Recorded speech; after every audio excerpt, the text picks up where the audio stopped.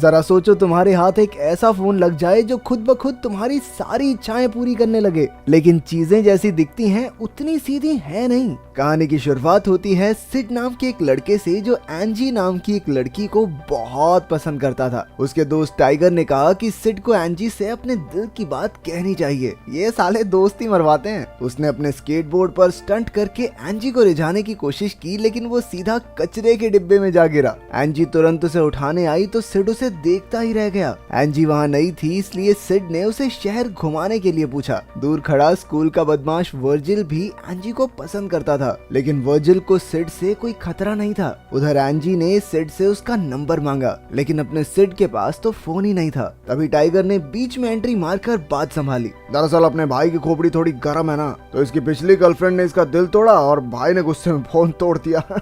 Naughty है भाई। फिर वर्जिल की गाड़ी की आवाज सुनकर एंजी अपनी दोस्तों के साथ चली गई। घर पहुंचकर सिड ने अपनी माँ से अपना जन्मदिन मनाने के लिए पैसे मांगे। उसकी माँ उसे सिर्फ 30 यूरो ही दे पाई। इसके बाद सिड गिरता पड़ता एक रेस्टोरेंट में पहुंचा जहां उसे काम के लिए देरी हो रही थी। उसके बॉस फ्रिट्ज ने गुस्से से कहा, टाइम से आ जाया कर वरना टांगे निकाल के पिछवाड़े में घुसा दूंगा, परेशानी बहुत होगी। जाते समय जब सिड ने तनख्वाह मांगी तो फ्रिट्ज ने उसे 100 यूरो दे दिए, लेकिन बाद में पता चला कि वो नोट तो नकली था। अब सिड एक दुकान पर फोन खरीदने पहुंचा। उसके पास बस 30 यूरो ही थे, इसलिए उस अजीब से दुकानदार ने उसे काफी पुराने से फोन दिखाए, लेकिन उसे उनमें से कोई भी पसंद नहीं आया। आखिरकार वो दुकानदार पीछे से एक रहस्यमय डिब्बा लाया जिसमें से धुआं निकल रहा था। उसमें एक चमकता लाल फोन था जिसके 2 सींग थे। सिड ने तुरंत पैसे दे दिए, लेकिन पता चला कि ये फोन तो चलता ही नहीं। नोट ले लिया वो नकली, फोन ले लिया चलता नहीं, क्या आदमी है ये। सिड ने अपने पैसे वापस मांगे, लेकिन अचानक से फोन चल पड़ा और उसकी तस्वीर खींच ली।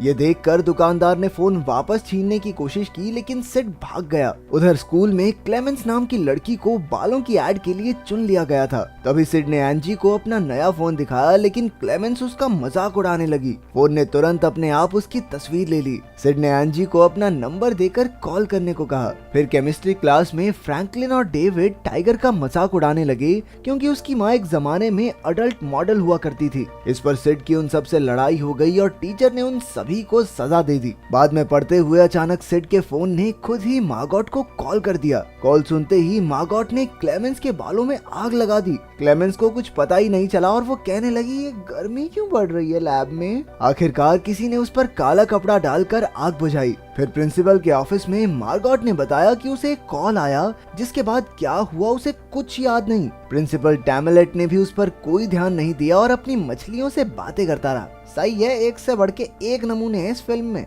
घर पर सिड एंजी से अपने दिल की बात कहने की प्रैक्टिस कर रहा था और उसे पता ही नहीं चला कि फोन ने एंजी को कॉल कर दिया है। जब फोन पर एंजी ने हेलो कहा तो सिड ने घबराकर झूठ कह दिया कि मैं तो किसी नाटक की तैयारी कर रहा था, ऐसे इतनी जल्दी प्यार व्यार थोड़ी हो जाता है। फिर उसने देखा कि कॉल हिस्ट्री में तो मार्गोट का भी नंबर था।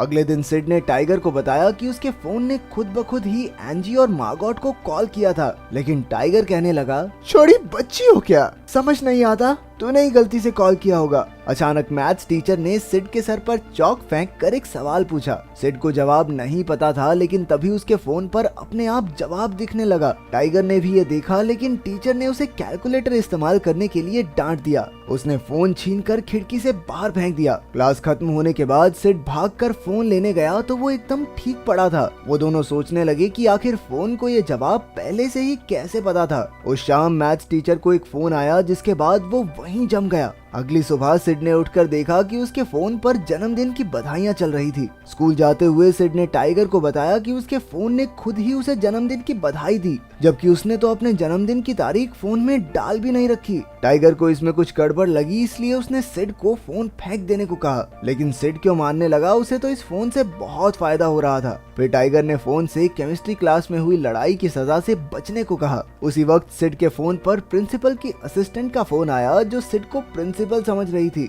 सिड ने मौके का फायदा उठाकर अपनी सजा रद्द करवा ली और कैंटीन में मैकडॉनल्ड्स का खाना मंगवा दिया। इस फोन की शक्तियां देखकर सिड और टाइगर बेहद खुश थे। फिर सिड ने अपने फोन का नाम हेल्प फोन रखा और उसे एक ट्रिप बुक करने को कहा। उधर स्कूल में मैथ्स का टीचर लगातार चौक की उल्टी करता हुआ मिला। फिर टाइगर ने सिड से हेल्प फोन उधार मांगा ताकि वो अपने माँ बाप को फिर से साथ ला सके। सिड ने उसे समझाया कि क्योंकि फोन ने उसे चुना है तो ये सिर्फ उसका है। उसने फिर भी टाइगर को फोन दे दिया, लेकिन टाइगर के छूते ही वो बंद हो गया। गुस्से में टाइगर ने फोन पानी में फेंक दिया, लेकिन जब सिड ने उसे बाहर निकाला तो वो फिर से चलने लगा। अगले दिन वर्जिल ने टाइगर की माँ का एक भद्दा पोस्टर लगाकर उसे नीचा दिखाना चाहा। तभी सड़क पर किसी ने एंजी का आईपॉड चुरा लिया। सिड और एंजी अपने स्केटबोर्ड पर आईपॉड वापस लेने निकले और वर्जिल अपनी गाड़ी में चोर के पीछे भागा। तभी फ्रैंकलिन को एक फोन आया जिसमें उसने गाड़ी दीवार में ठोक दी। उधर सिड और एंजी चोर को पकड़ने में कामयाब रहे। एंजी ने उसका शुक्रिया अदा किया और सिड ने उसे कहीं बाहर चलने के लिए पूछा,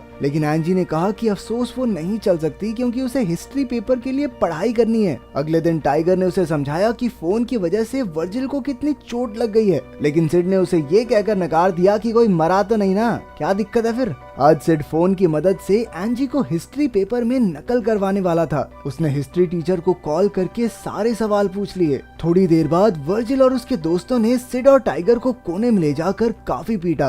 अचानक वर्जिल को भी कॉल आई, लेकिन सिड ने धक्का देकर फोन गिरा दिया ताकि उसे कोई नुकसान न पहुंचे। तभी क्लेमेंस ने आकर कहा कि सिड आज उन्हें नकल करवाने वाला है। ये सुनकर वर्जिल ने उसे छोड़ दिया। जैसा उन्होंने सोचा था वैसा ही हुआ और बाद में उन सब ने खा पी कर मस्ती की। जब एंजी ने खुश होकर सिड को अपने साथ बैठने को कहा तो वर्जिल गुस्से में लाल हो गया। वो कहने लगा कि सिड के पिता ने तो उसकी माँ को किसी और आदमी के लिए छोड़ दिया था। गुस्से में सिड उठकर चला गया और हेल्प फोन से वर्जिल को कॉल करने को कहा। कॉल उठाने के बाद वर्जिल ने पागलों की तरह टेबल पर नाचना शुरू कर दिया। इसके बाद उसने सारे कपड़े उतारकर खुद को शर्मिंदा किया। उसके दोस्त उसे रोकते रहे, लेकिन उसने जाकर अपने दोस्त फ्रैंकलिन को ही चूम लिया। ये देखकर एंजी बाहर चली गई और सिड भी उसके पीछे गया। उसने देखा कि एंजी ने अपनी विग उतारी जो उसने क्लेमेंस की खातिर पहनी थी। उसने एंजी को सहारा देकर बाहर चलने के लिए पूछा। एंजी भी खुशी खुशी मान गई। एक दिन सिड की माँ को एक खत मिला जिसमें लिखा था कि उन्होंने क्यूबा की एक ट्रिप जीती है,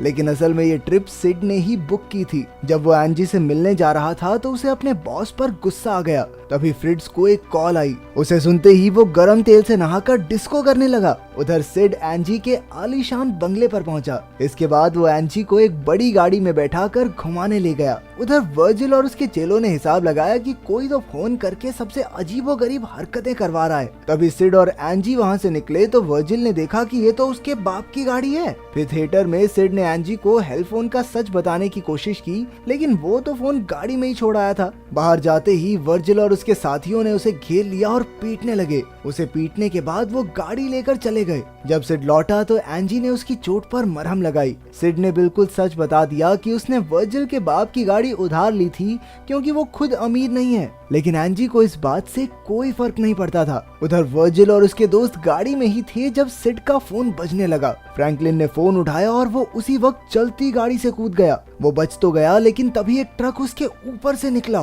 फिल्म खत्म होते ही एंजी और सिड को पुलिस पकड़ कर ले गई। वर्जिल ने उस पर अपने फोन से लोगों को सम्मोहित करने का इल्जाम लगाया था। ऑफिसर ने जब हेल्प फोन दिखाकर सवाल पूछे तो हेल्प फोन ने ऑफिसर को ही फोन कर दिया। जैसे ही ऑफिसर ने फोन उठाया वो मुस्कुराया और सिड का फोन लौटाकर उन्हें रिहा कर दिया। सिड ने फ्रिट्ज का सर तलने की खबर भी सुनी। उसे एहसास हुआ कि हेल्प फोन सच में बहुत खतरनाक है। उसने फोन से पूछा कि वो ऐसा क्यों कर रहा है, तो फोन ने जवाब दिया कि वो सिड से प्यार करता है। अब वो सीधा टाइगर के घर पहुंचा, लेकिन वहां तो उसकी माँ ने उसे रिझाना शुरू कर दिया। तभी टाइगर ने उन्हें देख लिया और सिड को मारने दौड़ा। जैसे तैसे सिड अपनी जान बचाकर भाग निकला। अब सिड ने खुद हेल्प फोन को तोड़ने की कोशिश की, लेकिन कुछ नहीं हुआ। आखिरकार उसने फोन को एक गड्ढे में फेंक दिया। अगले दिन मार्गॉट, क्लेमेंस, वर्जिल और डेविड एंजी के घर पहुंचे। सबने कहा कि सिड के फोन की वजह से खतरनाक चीजें हो रही हैं, लेकिन एंजी ने कहा कि उसने खुद हेल्प फोन को अपने आप लोगों को कॉल करते देखा है। उधर सिड को कुछ लोगों ने उसका फोन गड्ढे से ढूंढकर लौटा दिया।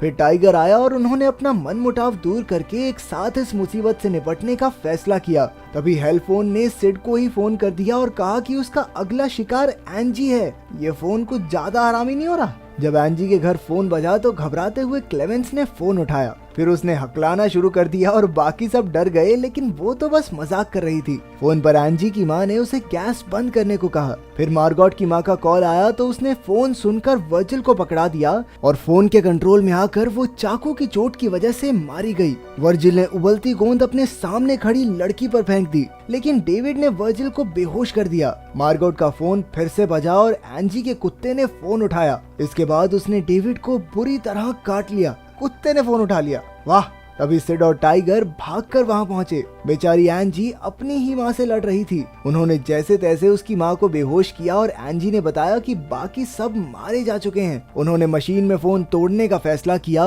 लेकिन सम्मोहित हुए वर्जिल ने उनका रास्ता रोका। सिड उसका सामना करने लगा और बाकी लोग मशीन का पासवर्ड सोचने लगे। वर्जिल ने आरी से सिड पर वार किया, लेकिन सिड किसी तरह बच निकला और उनकी लड़ाई के बीच वर्जिल मारा गया। उधर सिड ने एंजी का नाम पासवर्ड में डालने को कहा। तरकीब कामयाब रही और फोन टुकड़े टुकड़े हो गया, लेकिन धीरे धीरे वो फिर से हेल्प फोन में बदल गया, इसलिए सिड ने उसे उठा लिया। अब वो सब सीधा स्कूल पहुंचे, लेकिन फोन ने एक साथ सारे बच्चों को कॉल कर दिया। एंजी ने चिल्लाकर किसी को भी फोन न उठाने के लिए कहा, लेकिन प्रिंसिपल ने आकर अपना फोन टीचर के कान पर लगा दिया, जिससे वो वहीं मर गई। ये देखकर सभी बच्चे भाग निकले, लेकिन हजारों बच्चे अब सिड और एंजी को मारने आ रहे थे। छिपते छिपाते उसे आइडिया आया और उसने अपना फोन लिक्विड नाइट्रोजन टैंक में डाल दिया, लेकिन सम्मोहित हुए प्रिंसिपल ने उसे फिर बाहर निकाल लिया। तभी टाइगर ने बच्चों के झुंड को पार करते हुए फोन छीना, लेकिन एक बच्चे ने अपना फोन उसके कान पर लगा दिया ताकि वो भी सम्मोहित हो जाए, लेकिन टाइगर ने फिर भी फोन टैंक में डाल दिया। आखिरकार फोन जम गया